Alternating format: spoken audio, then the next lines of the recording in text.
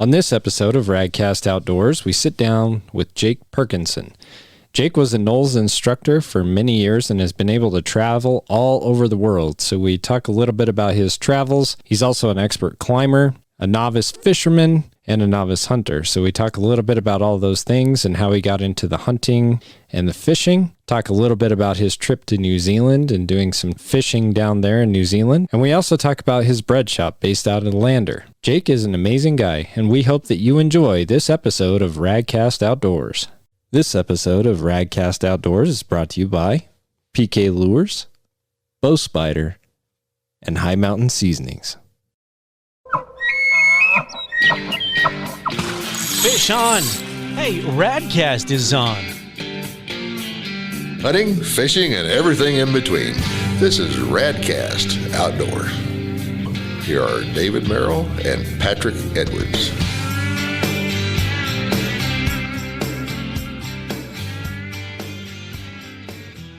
Hey everybody, welcome to another episode of Radcast Outdoors. I'm Patrick Edwards. I'm David Merrill, and we're back. If you've made it this far, we obviously haven't scared you away, and we're glad you're here. Yeah, so today we get the pleasure of sitting down with Mr. Jake Perkinson. How are you, Jake? Doing great. How are you? Oh, good. It's good to have you in studio. And, we're going to talk about a lot of different things today. So Jake comes from Lander, Wyoming, which is an amazing place. If you've never been there, you're definitely missing out. Hop, skip, and a jump from the Radcast. Yeah, exactly. We're what, maybe 45 minutes, an hour away, and Lander's one of my favorite places to recreate because it is one of the prettiest places in the country. I mean, it's right on the edge of the Wind Rivers. And so, Jake, tell us a little bit about your company that you've got started and, kind of what you're doing with that. So, Sure. It's about, I'm about a year into it and started just baking bread at home and delivering to a few friends who signed up. And it's grown kind of steadily throughout the last year, and starting in January, I rented a little space and bought a bigger oven. And so that's where we are now. What kind of breads are you making? I just make two kinds of sourdough right now, and as well as croissants and chocolate croissants. Ooh, that sounds pretty good. I think I could go for one of those. And so how do people, how do they get the bread? I mean, it's called Lander Bread Share. Yep. So how do people sign up to do that? I take orders online, landerbread.com, and then deliver most of them. There's an option to pick up as well. And so is that just for like the Lander zip code, or? It is just for the Lander zip code right now. Yeah. Okay. Well, when you grow, let me know, because when you start including Riverton, I think I got to get some of that. Yeah, will do. Riverton zip code's a pretty big. It's enormous. If our listeners are not local, go look at the size of Fremont County, and you'll get an idea of. Yeah. Look at 82501 alone. Just our zip code is enormous out here. Yeah. 82520 is a little bit smaller. Yeah, even 82520. Sometimes I get an order that's technically within it, and find myself driving out of town quite a bit. Yeah, exactly. Well, that's cool. Well, this episode is brought to you by Bow Spider, so we want to talk about Bow Spider a little bit. David's sitting here. He's kind of itching to go because he's got a total archery challenge down in Texas he's supposed to be driving to here in a little bit, but the roads are closed because of this wonderful thing we have called snow here in Wyoming. So Wyoming spring. We go from winter to summer back to winter, but that's okay. Yeah, if you guys haven't heard about Bow Spider, haven't seen it, go check it out, bowspider.com. I had a problem, and so I developed a solution that I could carry my bow anywhere and everywhere. Yep, and it's pretty cool. They just came out with some new stuff. So if you haven't been to the website in a while, they do have pink receivers for the Bow Spider. So gals, if you want to get a pink receiver, you can do that now. There's additional straps that you can buy for your Bow Spider, and some really cool how-to videos on YouTube that are just now up and available. So if you wanted to attach it to your bino harness, to your day pack, multi-day pack, all those different things are up and out there so that you can see how to do that. And David walks you through every step. Instagram, YouTube, Facebook, bowspider.com. It's all Bow Spider. Just search that and you'll figure out where it's at. Yeah. So Jake, tell me, where are you from, and, how did you end up in Lander, Wyoming? I grew up in Virginia, Central Virginia, and moved to Lander right after finishing school to work for an outdoor school there, NOLS. and have stayed since then. It's been 10 years. So That's awesome. Well, welcome to Wyoming. One of the things that we had talked about beforehand is that, part of the appeal of living in Lander is you have access to a ton of different things, whether it be fishing, climbing. So talk a little bit about what you like to do. sure, yeah. I love the climbing around Lander. It is, of all the places I've been in the world, I think it's the coolest place to go climbing. And it's also still a small town, which is just amazing. It feels so lucky to be there, and in limestone sport climbing especially, as well as the access to the big mountains in the winds. So climbing, lots of cool mountain biking. You can drive any direction to really good fly fishing. Those are the big ones for me. Fishing, biking, and climbing. Skiing as well. A little bit more driving with the skiing, but still awesome. Well, and you can backcountry ski right there in Yeah. Lander pretty much. I mean, just outside of town, as long as you know where to go, there are some good spots there. So, as far as the fishing, what really got you into fly fishing? Because I know that's David's an avid fly fisherman. I'm not so much, I'll do it. But, what really got you into that? My first trip into the Wind River Mountains, I was 18. I just really enjoyed it. That's when I learned. I didn't grow up doing it. Since then, it's been something I have mostly learned on my own and mostly done on my own. And that is something that's so fun for me. It's how I like to spend some time by myself. And it's just so exciting. You never know what you're going to find. You check out new places. Never know what you're going to see or not see. Or yeah. Well, Jake, for me, I do both types of fishing, but the purist in me likes the pursuit, the challenge of just the dry fly fishing, right? And it's, if I'm wet fly fishing, I'm just as prone to do some spinner fishing or worm fishing. I'm not above putting some power bait on a hook and going fishing. Yeah. So there's nothing wrong with that, especially when you got young kids and you want to get some fish caught. Yeah. But those high mountain lakes like you're talking about, especially if you're backpacking in, if you guys have never had the opportunity to wake up, while the lake's still calm, a little mist rising, maybe you got a loon or something, and you get out there while everybody else in camp is still sleeping, and you get to land that fly right on just kiss the surface of the water, make a few ripples, and then a fish come up and take it. It doesn't get much better than that for me. Yeah, those deep lakes, when they're really calm, I don't think there's anything better than being able to get on a boulder or a cliff and be able to see down through the crystal clear water and just be able to see the fish rising from a mile away. And that's one of the coolest things to see, I think. So, if somebody wanted to get into that, a couple quick things they might want to think about. You were a NOLS instructor, so what are just a few things if somebody wanted from back east to come out here to the Rockies and do an overnight trip onto a lake? What are a few things they need to think about? Well, I can talk about the Wind Rivers. The fishing in the lakes is pretty friendly, pretty easy. So you don't need to be real specific with your fly pattern. And they're hungry fish. Yeah. Very. And not a lot of pressure. And so they need to get a license and they need to be comfortable with backpacking. And other than that, they should just go try. It's hard to mess up. It's so fun. And you don't need the really expensive fly rod either. I mean, you can get just a real basic setup and even just a basic spinning rod setup. I mean, anything like that, and you can get it done pretty easy. Absolutely. I've found smaller flies are the ticket. Yeah. And like for me, this past year, we did a multi-day trip up there, and I mean, we caught I don't even know how many grayling and brook trout, and I mean the prince nymph, a bead-headed nymph. I mean, that thing was dynamite. And it is pretty much anywhere you go in Wyoming, but yeah, I mean, we caught a lot of those fish. It was a lot of fun. So who got you into fishing? Well, I learned so I took a NOLS course as a student, and that's when I learned how to set up the rod, how to tie on the fly, and then slowly living in Lander, I would just go on my own, and there's a couple people around town who I'd ask questions to, but I mostly just go on my own. So just go out there and try it out. Yeah, lots of error in the trial days, lots of getting skunked, but super broken fun. Flies on back casts. Sure, yeah, everything. That's the worst. One person who was super generous with his advice is George Hunker in Lander, who is quite a amazing fly fisherman, and He's world known for his golden trout exploits. Yeah. And last summer I just called him up and said, "Hey, I've got a weekend and I want to go somewhere new in the winds. What do you recommend?" And he was not knowing what I'd get, and he was just super generous with some specific advice, and it was an amazing weekend.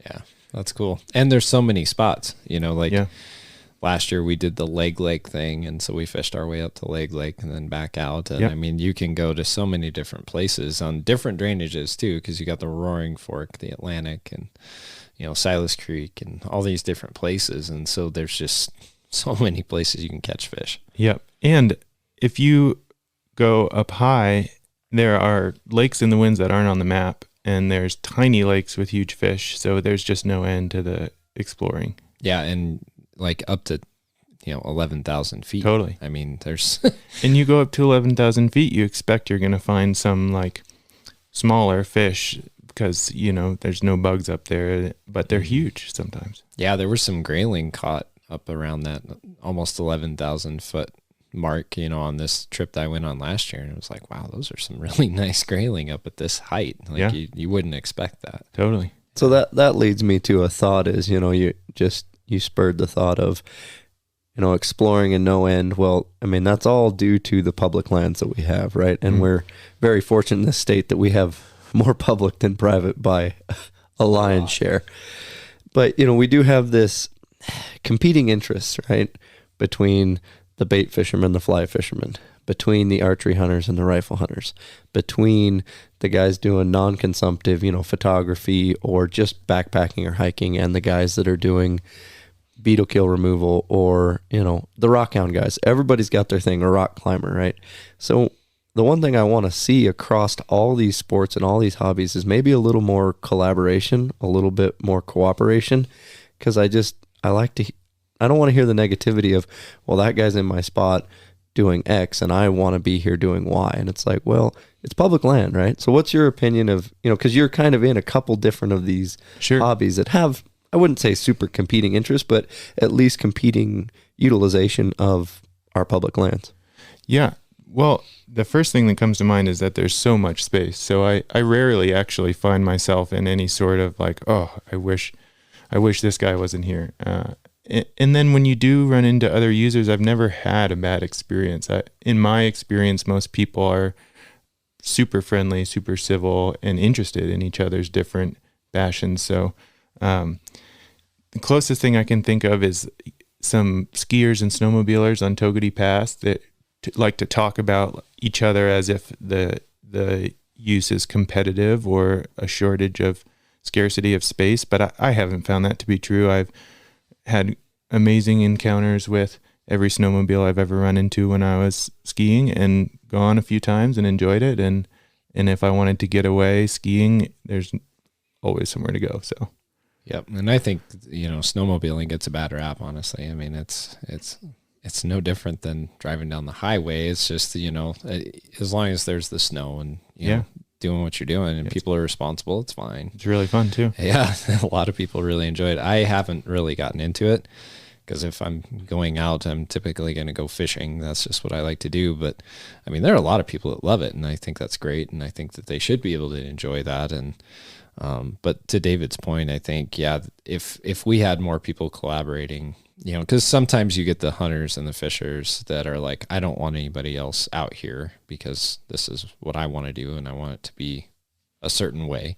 But then you also sometimes have the climbers or the, hikers or whatever that are like, man, those hunters and fishers, they're bad people because, they're killing animals or they're doing this, they're doing that. And so I do, I'm with David. I want to see more collaboration, because if we don't work together on this, then, the conservation dollars go down and, there's less people recreating, and we need more people recreating because that's what keeps conservation funded for our big game, for our fish, for all those things, so that we actually have them available.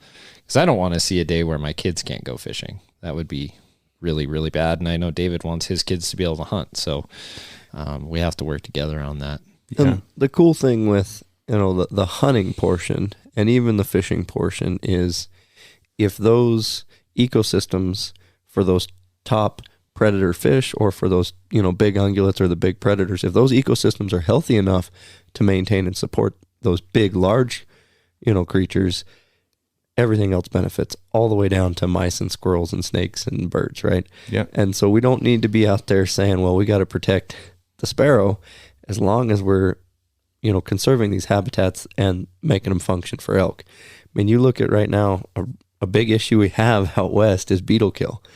We're not removing it, and we're not even maintaining the trails to the level that we were in the 70s and 80s, right? Our Forest Service, I think they're, the people that are in there are trying to do a good job, but for whatever reason, there's some things that have changed with our forest management. As far as healthy forests, I mean, we have unhealthy forests. Yeah, the big fires are kind of showing that more and more, that things need to be cleared. But I do got to talk about another sponsor here real quick, but we were talking about fishing. So I want to talk about our other sponsor, PK Lures. They make some really good stuff for you. And it is that time of year for me where I'm gearing up for walleye fishing, which is very, very important to me. And so if you're out there listening and you haven't got one of these in your tackle box, at least go get one.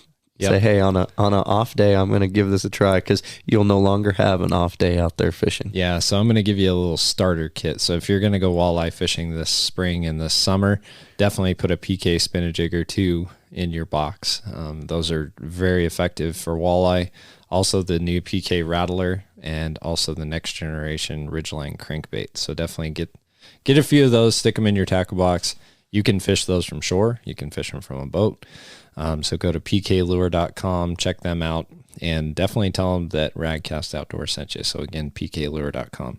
So I want to shift just a tad bit here. So NOLS is a big part of your life, and it's a big part of our area, because I mean, there's a ton of people that I know that were NOLS instructors that are, that are living in Lander or Riverton. You just have to drive off the main street just a little bit in Lander, and you'll figure out NOLS is a big presence. Yeah. So tell me about that experience and some of the cool places you've been. Yeah. So it's such a fun job to have. And for me, it was 10 years starting when I was 21 actually.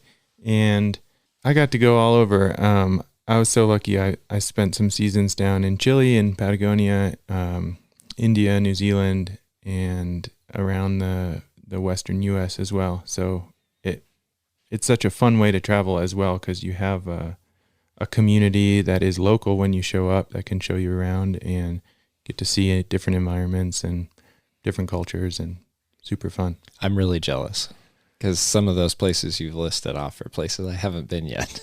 So we were talking earlier about New Zealand. Tell everybody a little bit about that and getting to go fishing there.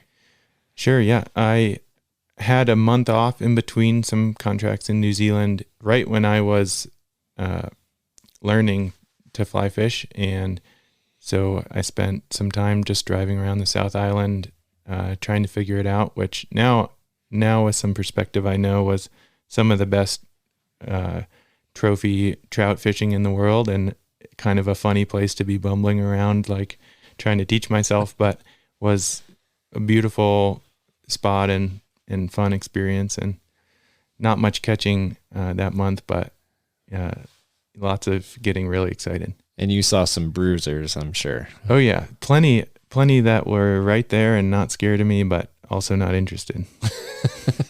Throw it in front of them and they just look at it like, no, I've seen that before. Yeah. Well, that's cool.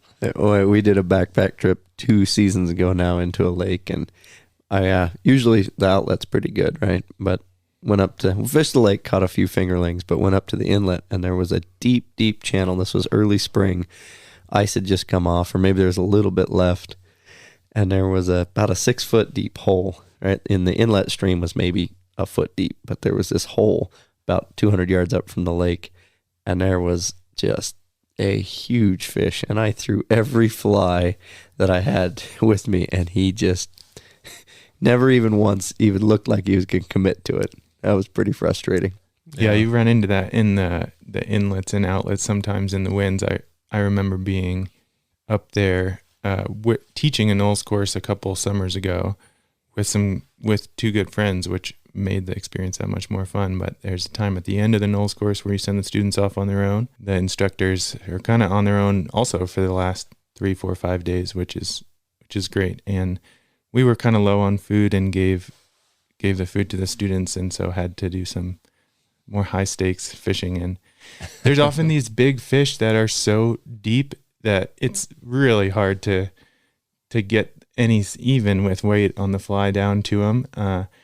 But I was trying my best. So I remember this fish that was probably 12, 15 feet deep in this just crystal clear, crazy channel with all the water swirling around, like no way to drift a fly right to it. But I just over and over, you pay a little bit more attention when you're hungry, I guess, but over and over would just try to put this small nymph in the right place that it would get swirled down to it, and eventually caught the fish, which was a big highlight of the trip. That's all we ate that day. So Yeah, that's some good eating right there. yeah, Especially when you're really hungry. yeah. So no matter what I'm doing when I'm out in the field, it could be photography, it could be duck hunting. I don't care, right? And if I run across a grouse, as long as it's season, we could be in the middle of a high stakes elk hunt. We're putting a grouse in the backpack for dinner. Grouse are delicious. So you talked about Patagonia in Chile. Uh-huh. So tell me a little bit about that. I mean, did you get a chance to do any fishing while you were there? And what was that experience like? I did just a little bit of fishing. It was mostly mountaineering. And so we were kind of above the elevation where there was any open water most of the time, but maybe right at the start or the end of the expeditions, there's some fishing opportunities, and caught a few fish. Didn't do any of the like destination, like sea run brown trout fishing or anything, but would love to go back and explore that. Just fishing, not as much climbing. Have you ever heard of Steve Ryan? Mm-mm. He does some stuff for In Fisherman, and he goes down there every season for those huge browns and some of those big rainbows that do that run. And I mean, they are enormous. And I'm always kind of like, oh, I really wish I could go do that today, because I mean, they're just enormous fish, but that's a gorgeous region. I mean, just probably some of the most picturesque places you've been is probably one of Patagonia's got to be up there. It's definitely up there, and it's what I imagine this place or the mountains here might have felt like 100 years ago or something, where you've got blank spots on the map, and feels a little bit more like the actual frontier sometimes, where you just don't know where you're headed into, and that's exciting. Yeah. And so what was the wildlife like there? I mean, I do have this show that I like to watch. Have you seen the show Alone? I haven't seen it. No. Okay, well, they have a season in Patagonia, so it was kind of interesting to watch. But yeah, what kind of wildlife did you see while you were down there? Well, lots of cool birds. There's not as many large mammals. There's a deer, the Huemul, that was kind of rare to see, but we saw a couple. I heard there's wild boar too, which is interesting. That's cool. Yeah, I didn't see any. And so, yeah, birds, condors are cool, and fish, and yeah, that's about it. How was the locals and just kind of the reception to, how was traveling around? Amazing. I mean, there's a lot in common with the ranching community here and the poblador community there. People are super excited to see you, very welcoming. The asado is the same as our barbecue, and some differences, but it's amazing. That's definitely a highlight. They always offer you wine, which you're not supposed to drink on the NOLS course. So, right. But I bet you that beef was pretty darn good. I know when I went to Costa Rica, they were very proud of their beef, and it was good, but they're definitely big into that. Yeah, it's amazing, and pretty cheap to buy. Your course will get a little bit of spending money, and if you happen upon some ranch that's going to sell you some meat, it's great. Of course, and they appreciate it. Yeah, for sure. Yeah, definitely.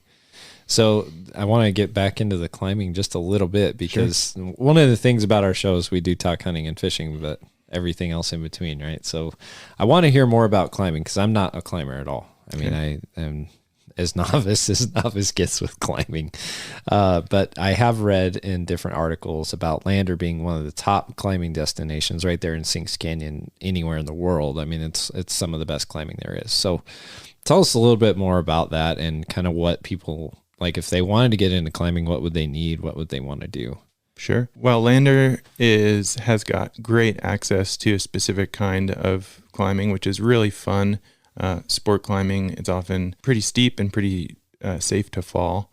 And so the focus of sport climbing is to try to do the most difficult moves you can in a relatively non-stressful environment, which is different than other kinds of climbing, which there are a bunch of different other kinds. So the sport climbing has the bolts in the wall already that you can clip your quick draw to and your rope. So the act of doing the protection as you go is just a little bit easier and is just kind of the background to the actual movement, where different types of climbing, snow, ice, or granite crack climbing in the mountains has a little bit more of a production with the logistics of it, but it's all good and fun.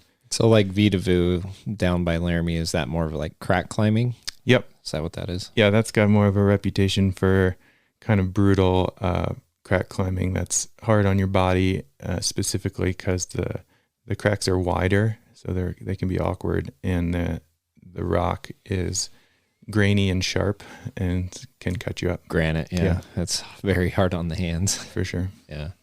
Well, that's cool. Yeah. So if someone wanted to start, like what kind of equipment would they need? Who would they want to talk to get into the sport? So in the summer, the Lander hosts the Climbers Festival, which could be a fun event to come to. The WYO Climbers organization could be a good organization to get in touch with. But you really, probably the most important thing is to have a friend or mentor that you trust, or to take some sort of class or hire a guide.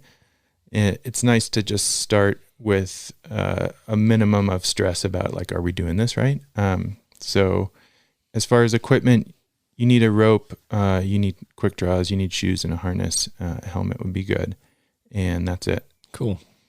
I've done rappelling, but that's a lot different because it's just basically a lot of fun. That's controlled falling, Patrick. Yeah, you hike up to the top and you bounce off the rocks and kind of go wee all the way down. Yeah, but similar equipment. A lot of the same skills, though, same equipment. Same harnires, ropes, those kind of things. Yep. So, okay. Yeah.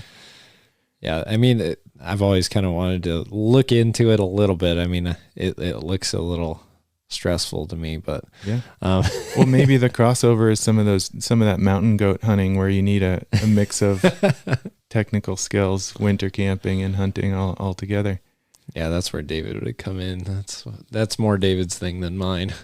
Yeah, I would have had to twist your arm to come.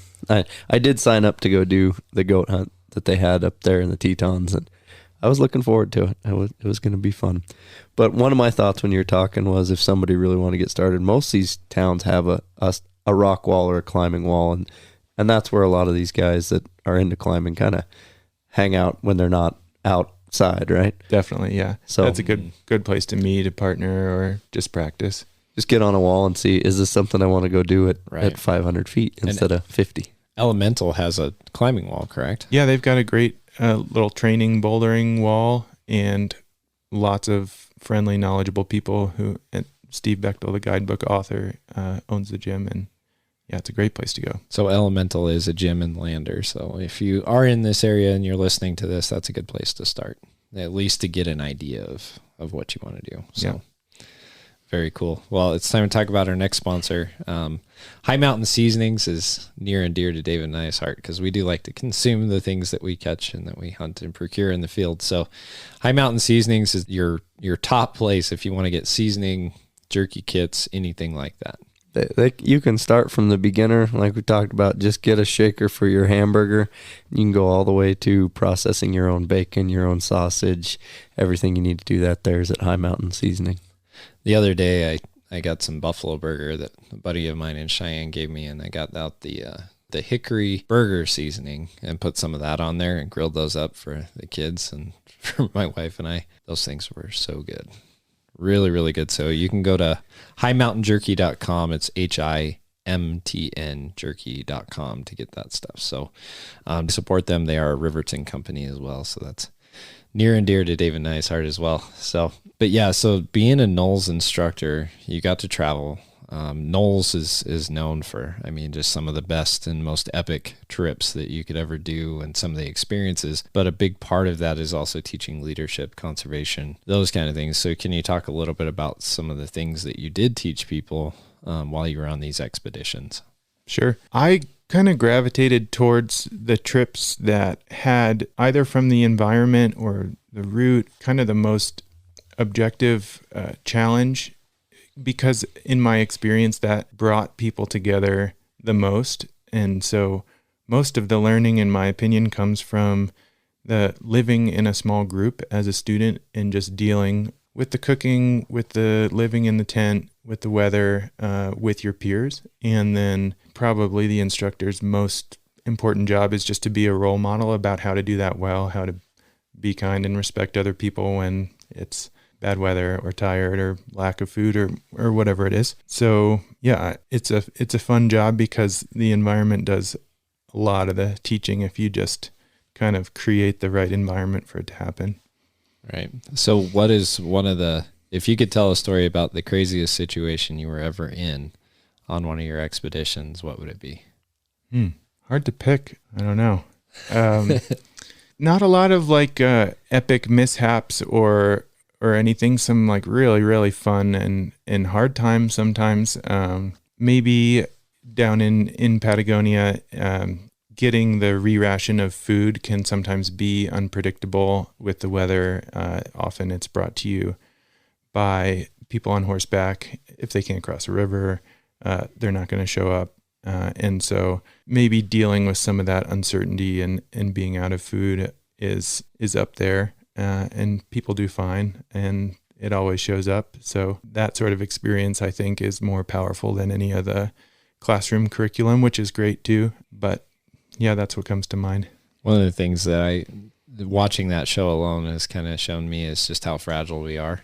Mm-hmm. And so we don't think about it in everyday life because we have a fridge, we have a house, we have, heat, and we have all these things.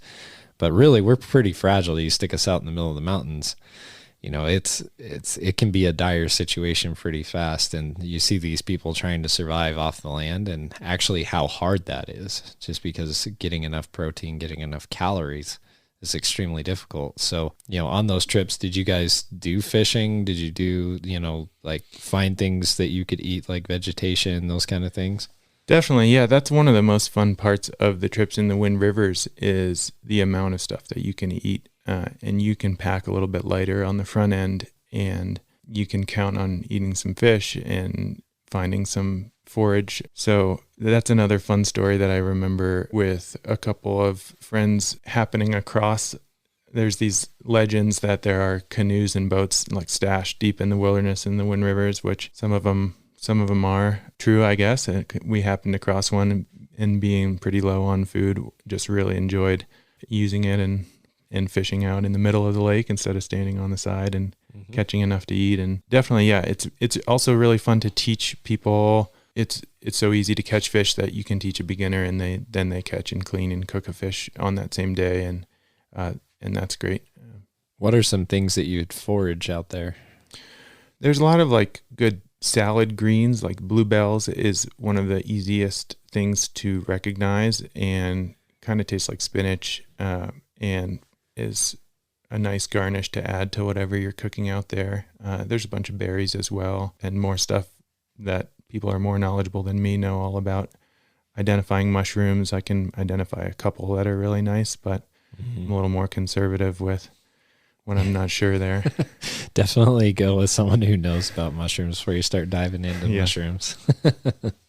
Oh, that's cool. Well, touching back on you said you've been resupplied horseback, right? I did have one encounter that wasn't so positive in the winds, and I was taking a group of young men in it was that same trip as that fish. We went for a 2-night trip, and we went horseback. So the kids all hiked in, but we hauled the camp in horseback. And, up there and on several of those, you have to be permitted to be with stock on the lake. So we had got our permit. We were legit, but we are now permitted to be at that campsite at that lake, right?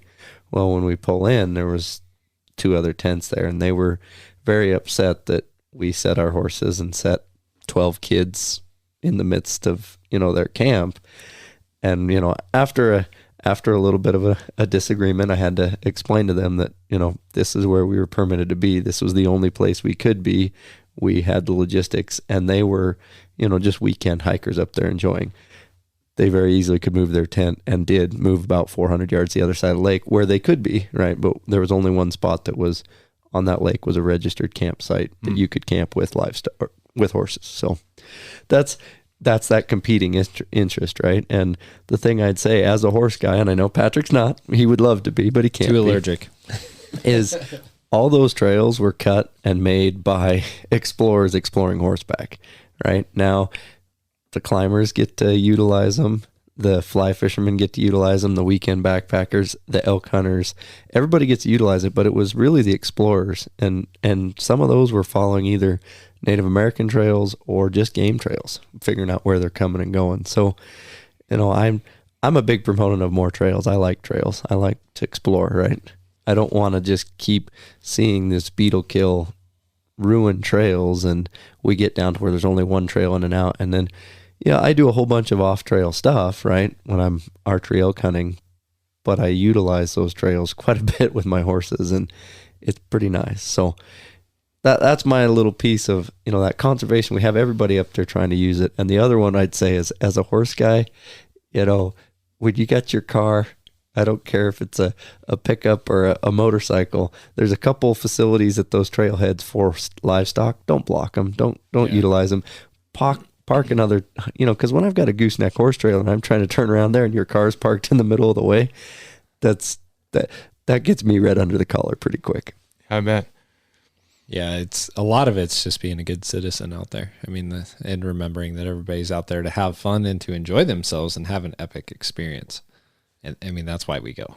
Yeah, it confuses me when different users act like they're so different and want to have a disagreement, way back in the mountains, when they have so much more in common than compared to someone who doesn't care about the mountains at all. And, it should just be exciting and fun to run in and learn about each other. And so, I don't know. Yeah, it's a different world sometimes. But I do want to get into something else. You mentioned to me that you want to go hunting, and you're in the process of getting ready for a hunting season and being able to go elk hunting. So I wanted to just kind of see what was the motivation behind wanting to elk hunt. Sure. Yeah. I want to eat elk meat. We bought a quarter of a cow from a friend this past fall, and having that in the freezer instead of going to the grocery store has been awesome. And I also think it'll be really, really fun. I think it suits the things that I like to do. I like to spend time walking around, trying to notice things, trying to pay attention, and just spend time out there. So I also, the little bit that I've gone along to help other people, it is different than a lot of the other outdoor activities that I do, in that you go climbing, you have like a distinct objective to the point where you kind of feel like you're on a timetable. You want to be efficient. You still have an objective hunting, but you're not in a hurry as much. And so it's a different way to interact with the environment, I imagine. It's fine to sit in the same place and look around and notice what's going on and walk slowly around. And I imagine that's what I imagine it to be like. And so, Jake, I'm excited a little for that. Envious and jealous, because that first, the allure of the first, anything like going to Patagonia or going fishing brown or going to Alaska, the allure of going and doing it. I mean, and elk hunting's that's my bread and butter, no pun intended. But that first trip, there's something magical about the pure pursuit of trying to get that first animal on the ground, right? And there's a lot of legwork that's got to be done, and just a lot of learning. And even as a seasoned elk hunter, I go out in the woods and I still learn something new every time. Mother Nature has something to offer, if you're paying attention. Yeah. So what do you all have to tell the new elk hunter? I'll take some notes. I'll start with the expert over here. The first one is binoculars. You can't harvest what you can't see. Buy the best optics you can afford and save up and buy betters later, right? And then you can't harvest what you can't hike to. So the best boots and good boots, and don't buy a brand new pair of boots the week before and go, oh, I'm going to upgrade my boots. As you well know. Right? So you can't get to it if you can't hike to it, and you can't hike to it if you can't see it. That's the first two things. And then you need to be proficient with whatever weapon you choose. I don't care if it's a pickup truck, an atom bomb, or a hand grenade. You need to have practiced with it, right? And know your distance, be proficient. I would start with a 4-inch group and work down to a 2-inch group, and that's kind of wherever your group is at that size, that's your max harvest distance. And if you in the field can hold yourself to that, right? Because you're going to bust elk at 1,000 yards, you're going to bust elk at 5 yards. But if you can, keep hunting until you get that animal in a calm situation where it's not running, it's not spooked, where you have time, right? You can, as a bow hunter, I can work in, and sometimes I can sit in amongst them for a half hour and be feet away from some, and they don't know I'm there. Right. So there will be another opportunity tomorrow. If you rush a shot today, you're going to spend the next 2 days looking for that animal and wasting the next 2 days that you could be successful. Right. But having that reservation is hard when you first start saying, hey, I can only shoot X yardage and these are just beyond that. Let's either move closer or wait or have to find a new group. Right. Yeah. The other thing too is, it's kind of like climbing. You talked about go find somebody that has done it and knows what they're doing.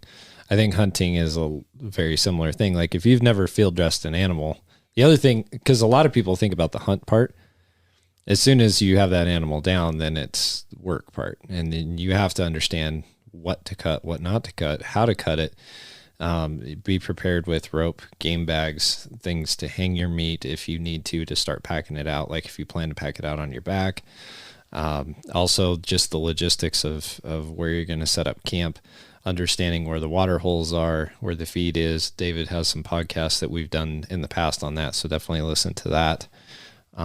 But it took me 10 years to harvest my first bull elk with a bow, right? And there's guys that have done it a lot faster. I started in the late 90s, and there wasn't as much information out there as there is now. So there's a plethora of resources for somebody wanting to get started. But I mean, the last two podcasts we did are a decent place. The one that we talked with Jess Johnson comes to mind, but start with a rifle hunt.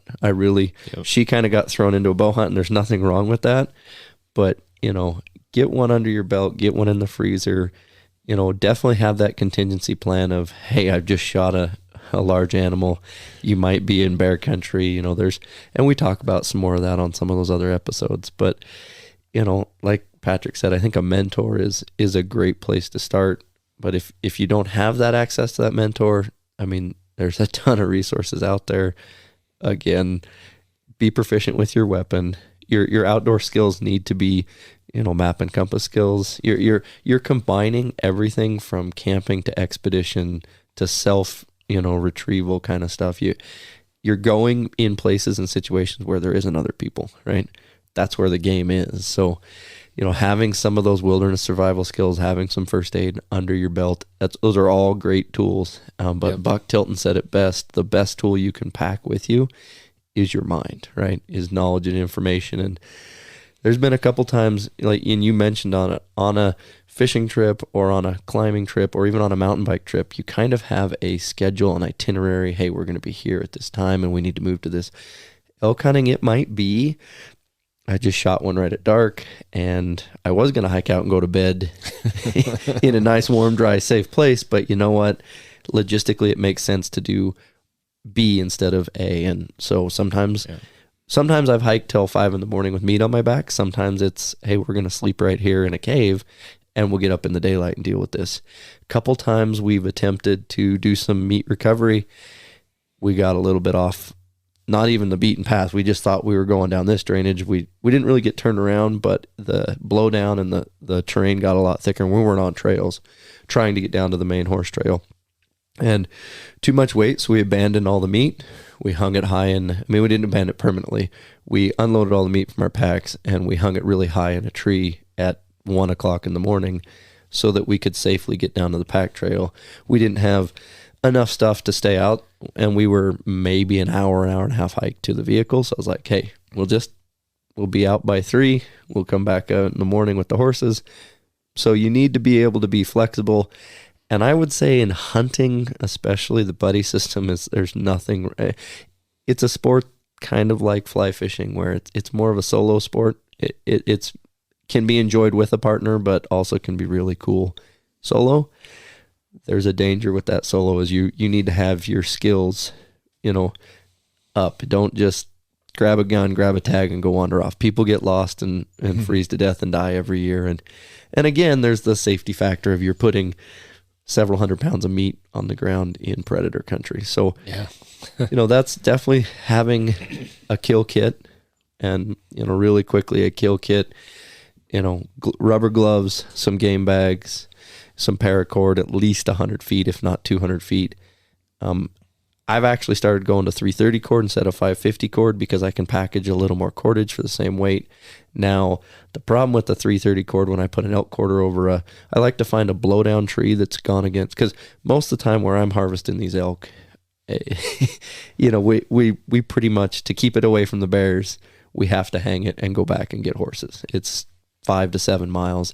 Yeah, you could spend a couple days backpacking it, or you could go to town and get a couple buddies, but until you put 75 pounds of elk quarter in a backpack and start walking, you really, until you've done that, the logistics, it's hard. But having that kill kit, some game bags to keep the meat clean, a sharp knife with an extra blade, maybe a way to sharpen that knife. Gloves are nice, something to wipe up with cleanup, and watch a few YouTube videos of how to field process an animal. That's one thing I've heard several times when I've helped other guys from local butchers, is they're just very appreciative of how clean the meat is, and I'm blown away with that every time. Like, so other guys are not bringing it into this level, and it's, especially with the buddy system, and if you look up a quick quarter method, if one guy's holding the bag open and the other guy's lifting the quarter as you're removing it from the carcass, you can just slip that bag around that meat. It's about as clean as if you were to take it to the butcher and harvest it. You take that same quarter and you just set it on the ground before putting it in the bag, you now have dirt and rocks and pine cones and leaves. And yes, it can be cleaned up, but it's going to cost you more at the butcher. It's going to cost you more waste, so you lose elk meat, right? If you're doing it at home, it's going to cost you more time. So it's not that hard to take an extra 20, 30 minutes at the carcass. And yeah, it's a little intimidating the first 1 or 2 or even 5. You're like, okay, how do I, you could make a mess of it. So I would recommend watching a few videos, but that kill kit, the boots, the binoculars, and definitely be proficient with your weapon practice. Yep. And get that meat cool as quick as you can. That's a big deal, especially because you want to eat it. I mean, that's why you're going. And so the meat care is a huge deal. But you were talking about wanting to have the elk meat in the freezer, and I think that's awesome. I mean, that's one thing that I'm noticing across the industry, and we talked about it, is there are more people wanting to get into hunting because they want the organic, good protein, and it's as high quality as you're ever going to find anywhere. I mean, elk meat is right up there. Antelope meat's way up there. I mean, you can't really find anything better as far as lean protein. So I think that's really cool that you're getting into that, and that's exciting. And we're seeing more in the hunting world and in the fishing world of people that have that idea of, all right, I want to get some good protein and I want to procure it myself, because then I know where it comes from. Because like when you go to the store and you buy salmon, good chance it's farm raised, and it's probably not going to be very good for you. It's dyed. It's nasty. It's the best way I can describe it. It's not like catching it yourself out of the Kenai. So, going and getting, elk, I commend you on that. I think that's great. And I hope maybe you'll be somebody who can mentor somebody else in a few years and say, hey, I got into this, and, these are the benefits, and see where it goes. Yeah. I mean, there is home raised pork in my freezer. We have a little bit of chicken.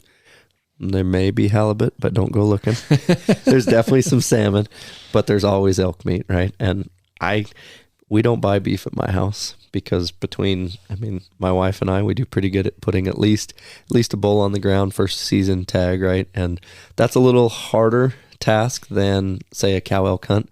That would be, if somebody was to ask me, hey, how do I get into this? I would say cow elk tags are it's a little colder weather, a little different logistics, but the elk usually move out of the deep wilderness and kind of out more in the BLM, more foothills. Or in the open. It's a little easier access, a little later in the year, right? So that's obviously one avenue. But if a guy wants to do a bull elk hunt, yeah, go for it. Just start out with, hey, you may not get one your first year, and you're going to learn some things. But definitely, I would say the biggest one is all ungulates are adherent to pressure, right? So as you get more increased foot traffic, human traffic, wolf traffic, whatever, they respond to that pressure, and they're going to go where that pressure isn't.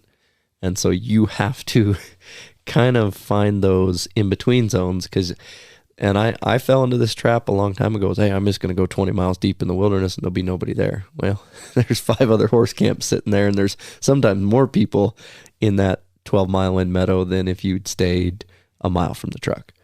But if you're scared to get more than 250 yards from the truck, or you want to shoot one from the truck, there's been 10 other side-by-sides, and that's another, competing interest now, as I've seen the increase of ATVs, UTVs, and I'm not opposed to them. I told you I'm a horse guy, so I like my horses, and I like to, for me, when I'm going, and maybe like fly fishing a lake, you don't want to have 12 other guys fishing that lake. If you're going to the Kenai and you're signing up and you're knowing that, hey, there's going to be combat fishing, that's one thing.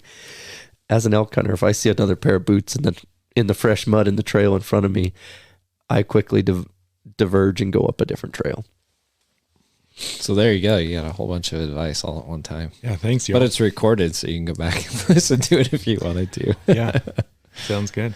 So besides elk hunting, what else is on the horizon for you? Any new interests or things that you want to get into? Maybe antelope as well. Mm-hmm. It seems like there's great places to do that close to home too, and so properly cared for, I'll tell you, it's the best. Really, like it's. I don't There's know. some listener out there shaking their head and screaming right now, but we've harvested dozens of antelope, and I've had one that is, and I have a theory that lactic acid built up in the animal, if you don't have a super clean harvest, can taint the meat. There is a proof that a rutted up buck is going to be a little gamier, a little more tougher. But I'll tell you, a doe off one of these alfalfa fields, and all these farmers around here will love if you would remove a doe antelope off their alfalfa field. Yep. You are harvesting a 90-pound animal instead of a 1,000-pound elk. And usually when you're harvesting an elk, it's somewhat cold, might even be snowing. Most of the time when you harvest antelope, it's going to be, almost triple digits. So getting the skin off, getting it processed, getting it on ice, less than an hour will completely change, and just like when you're baking bread, right? I want that fresh, nice, good bread. I don't want somebody's bread they left in the closet for 3 weeks. Yeah. If you want to get really good protein, I would say definitely put in for that doe tag. Find a ranch that wants people to come and hunt and get them out from under a pivot, on alfalfa, and you get that. Take a cooler of ice, shoot one, get it processed right away, get the meat on the ice, get it home, get it processed. I mean, you're going to love it. It's super, super delicious. Great. When you're practicing with that weapon, whatever it is, practice like you're going to be in the field, right? I shoot off of a backpack a lot. So when I come at home here on the ranges, I don't set up on the table with the nice lead sled and, be pretty comfortable when I'm shooting. I throw the backpack on the ground, throw a tarp on the ground, and shoot from that position because I want to know how I perform, not how the firearm performs. Now, you need to start with a firearm that's been calibrated, zeroed, sighted in. The other one is the tool you're really going to need is a rangefinder. It's very hard to tell 275 versus 345 yards just looking at it, especially when you're in the heat of the moment. Maybe you got a little rise in the middle of the field. And I'll tell you, if you're aiming at 250 and it's 350, you're not going to hit the target. I just got one yesterday. Perfect. Awesome. See, you're on the right path. Well, Jake, just want to say thank you for coming on the podcast. And again, tell everybody how they can get a hold of your bread, especially if they live in the Lander area. Yeah, landerbread.com. Landerbread.com, man, that's really easy. And it's called the Lander Bread Share. That's right, yeah. They can pick it up. They can get it dropped off. They can have a subscription or they can try it once. Awesome. Well, I'm looking forward to some bread the next time I'm in Lander. Yeah, sourdough bread is one of my favorites anyway, so I'm sure that's amazing. So, and if somebody wanted to reach out and pick your brain about climbing or NOLS, or do you have a social media account or somewhere they can get a hold of you?